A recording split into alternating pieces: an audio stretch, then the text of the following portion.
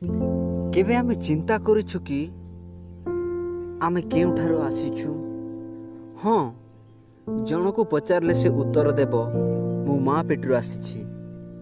ଠିକ୍, କିଛି ଭୁଲ ନାହିଁ। କିନ୍ତୁ ଆମ୍ଭମାନଙ୍କର ବାସ୍ତବିକ ଉତ୍ପତ୍ତି କେଉଁଠି, ତାହା ଆଜି ଆମେ ଭୁଲି ଯାଉଛୁ। ପରମେଶ୍ୱର ସେହିଦିନ ଏଦେନ ଉଦ୍ୟାନରେ ମଣିଷକୁ ସୃଷ୍ଟି କଲେ ନିଜ ସାଦୃଶ୍ୟରେ, ତାହାଙ୍କ ଆଜ୍ଞାବହ ନିମନ୍ତେ। କିନ୍ତୁ କାଳକ୍ରମେ ଶୈତାନର ପ୍ରଲୋଭନରେ, ଇଚ୍ଛାର ଲାଳସାରେ ମଣିଷ ସେ ସୃଷ୍ଟିକର୍ତ୍ତାଙ୍କର ଆଜ୍ଞା ଲଙ୍ଘନ କଲା ଓ ଈଶ୍ୱରଙ୍କ ସହିତ ସମ୍ପର୍କ ବିଚ୍ଛିନ୍ନର କାରଣ ହେଲା। ଓ ବିଚ୍ଛିନ୍ନର ରୂପ ପାପ ହେଲା, ଆଉ ପାପର ବେତନ ମୃତ୍ୟୁ ଅଟେ। ମଣିଷ ଈଶ୍ୱରଙ୍କ ସହିତ ସେହି ସମ୍ପର୍କ ପୁନଃସ୍ଥାପନା କରିବା ପାଇଁ ଚେଷ୍ଟା କଲା ଓ ସେ ବିଭିନ୍ନ ପ୍ରକାରର ଧର୍ମକର୍ମ, ବଳି ଉତ୍ସର୍ଗ ଓ ଦାନ ଧର୍ମ କଲା। କିନ୍ତୁ ଈଶ୍ୱର ସେଥିରେ ସନ୍ତୁଷ୍ଟ ନଥିଲେ।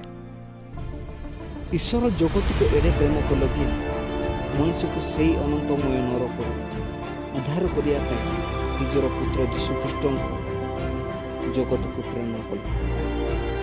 ଶାସ୍ତ୍ର ଅନୁସାରେ ଆମ୍ଭମାନଙ୍କର ପାପ ନିମନ୍ତେ ଯୀଶୁଖ୍ରୀଷ୍ଟ ମୃତ୍ୟୁ ଭୋଗ କଲେ, ସମାଧି ପ୍ରାପ୍ତ ହେଲେ।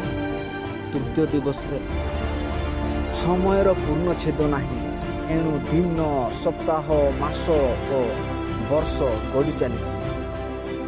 ସେଥିପାଇଁ ଆମମାନଙ୍କର ମୃତ୍ୟୁକୁ କେବେ ହୋଇପାରିବ ନାହିଁ। କିନ୍ତୁ କେତେବେଳେ ମୃତ୍ୟୁ କାହାକୁ ଗ୍ରାସ କରିବ କେବେ କେହି ଜାଣିପାରିବେ।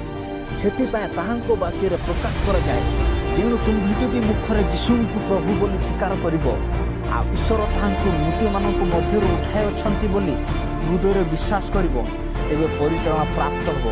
କାରଣ ଧାର୍ମିକତା ପ୍ରାପ୍ତି ନିମନ୍ତେ ମନୁଷ୍ୟ ହୃଦୟରେ ବିଶ୍ୱାସ କରେ ଓ ପରିତ୍ରାଣ ପ୍ରାପ୍ତି ନିମନ୍ତେ ମୁଖରେ ସ୍ୱୀକାର କରିବ। ଆମେନ୍।